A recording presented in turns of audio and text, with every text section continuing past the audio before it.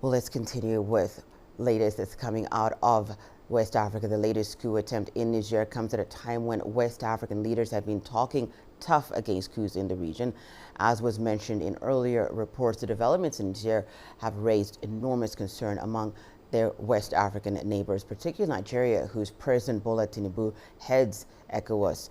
CGTN's Deji Badmosi now reports.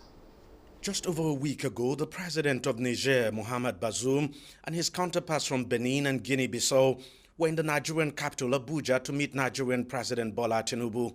Top on their agenda was the setting up of a standby force to, among other things, stop any military coups in the region. And in a twist of irony, President Bazoum is now in the eye of the storm of the latest coup attempt in West Africa. Newly appointed chairman of ECOWAS, Nigerian President Bola Tinubu, has strongly condemned the coup attempt. He's issued a statement saying, and I quote, "The ECOWAS leadership will not accept any action that impedes the smooth functioning of legitimate authority in Niger or any part of West Africa. As the chairperson of ECOWAS Authority of Heads of State and Government, I state without equivocation that Nigeria stands firmly with the elected government in Niger, and equally conveys the absolute resolve of leaders of our sub-region that we shall not waver or flinch on our stand to defend and preserve constitutional order." End of quote.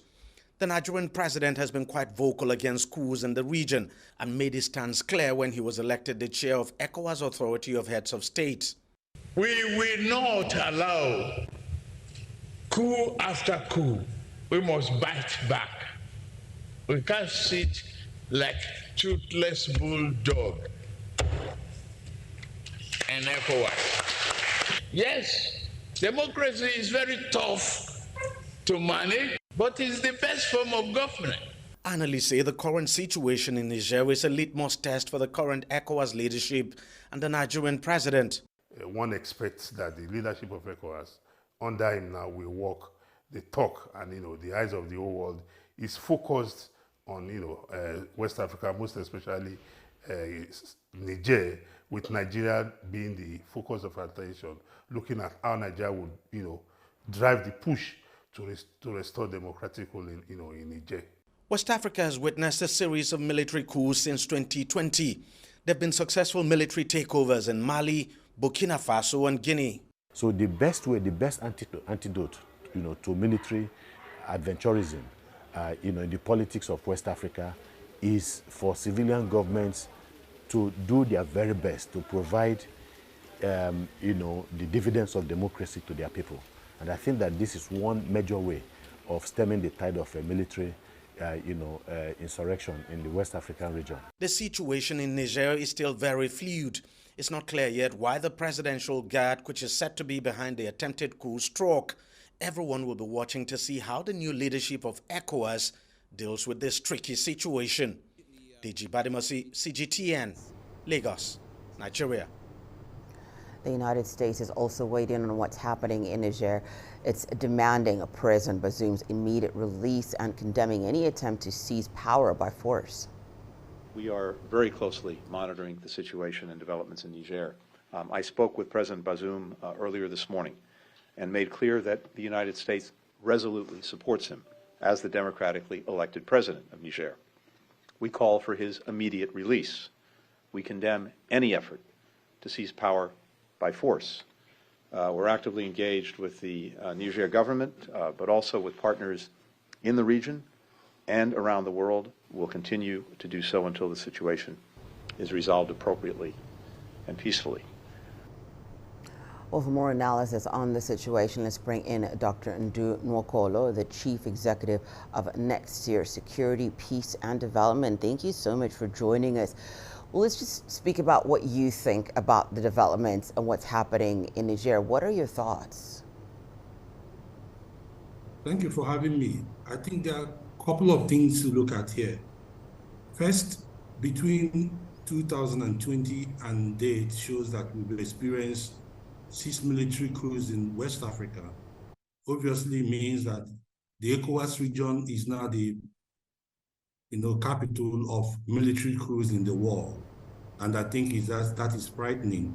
So looking at what has happened in Niger means that we need to look back at what's happening in democracy. Now, Niger is suffering from quite a lot. One is the neighborhood effect in the sense that it's been affected by the war going on in Sudan. And then neighborhood effect in the sense that the child is experiencing such issue.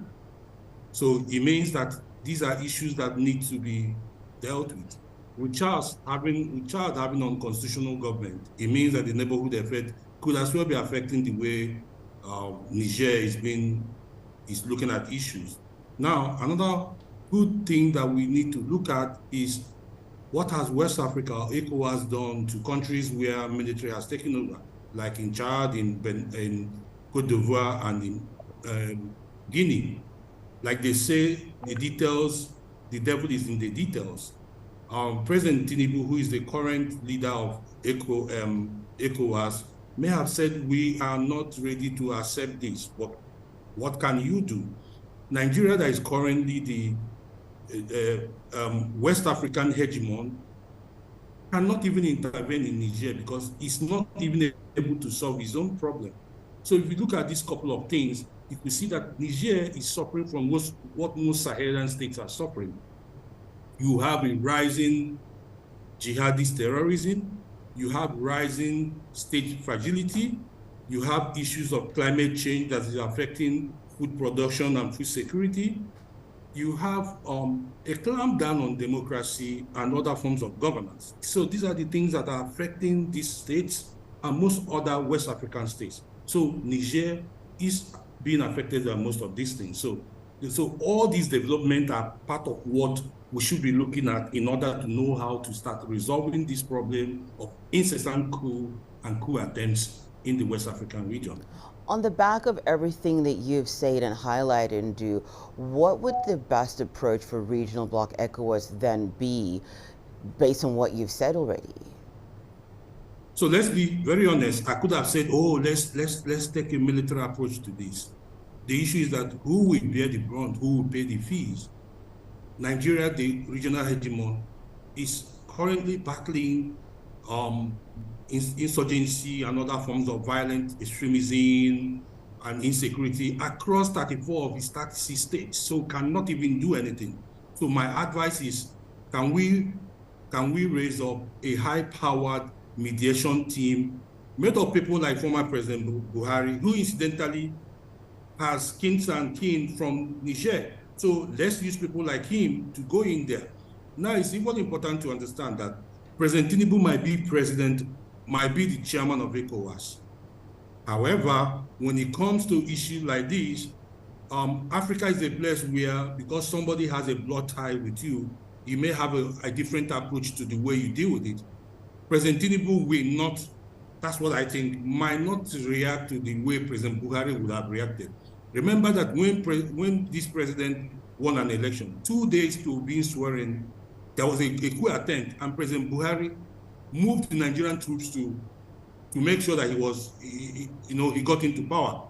So the way President Buhari would have reacted will not be the same way President Tinubu will. So I think we should use eminent African leaders, and including top business people like Dangote, to move into Niamey and start talking to the military junta that coup military regime is an old-fashioned type of governance, and we don't want it. So what we're also seeing is that the U.S. and France appear to be particularly concerned about the developments in Niger. Why do you think this is, Ndu, and how can their influence alter the final outcome of the situation in Niger, if at all? So I think U.S. and France are scared. Let me use the word scared because of so many things. Let's use France. France moved this military intervention in West Africa and military base from Mali to Niger, and then this. So between France and US, they will be wondering, if we continue to support the government in power, will it be that we are supporting an unconstitutional government? Now remember that Niger has provided a lot of support to the fight against jihadist terrorism in the region.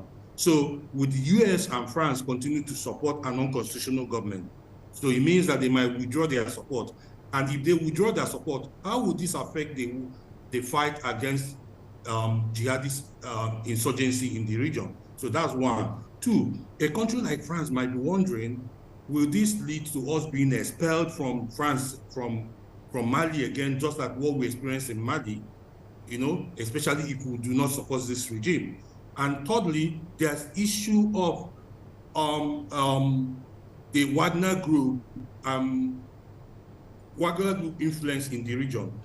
Will it be that if we don't support this group, the military regime might turn and say, okay, let's bring these mercenaries from Russia to fight with us. And then that is another affront which the US and France might not like. So I think that's part of why they are worried. What are we really going to do? Do we support them or we don't? So I think they're a bit in a dilemma here. As we watch this all unfold, I suppose the concern for a lot of people who are seeing this happen is the concern of what happens to civilians in a situation like this. What do you think can be done to ensure that civilians are kept safe regardless of what happens, and as this process unfolds and as all this mediation is hopefully taking place, what do you think can be done to protect civilians and to ensure that they stay safe? So I think we have an entry point here, which is civil society and the civil society groups in Niger are already seen protesting in Miami. So what we might be thinking is, how do we support them? The only way to support them is continue to put international pressure on this group, the junta group, to say you need to hand over power to an elected constitutional authority. So we could do this through international media like yours, to put pressure on them, and then to continue to tell them, we have the International Court of Criminal Justice, so they are watching. If you kill citizens in any way or form, we're going to come after you. So I think that will make, will register in their mind.